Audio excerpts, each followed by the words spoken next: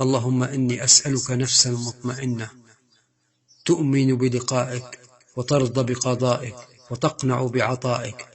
يا رب، يا رب اجعلنا ممن يأتون إليك بالدعاء فتأتي لهم بالاستجابة والجبر والعوض.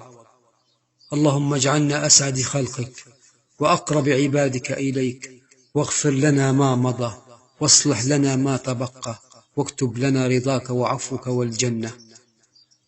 اللهم اجعلنا من الذين ازدادوا إليك قربا وصرفت عنهم مصائب الدنيا. اللهم لا تصعب علينا أمرا وارزقنا حظ الدنيا ونعيم الآخرة.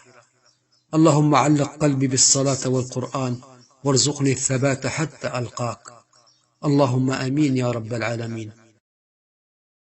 اللهم إني أسألك نفسا مطمئنة تؤمن بلقائك وترضى بقضائك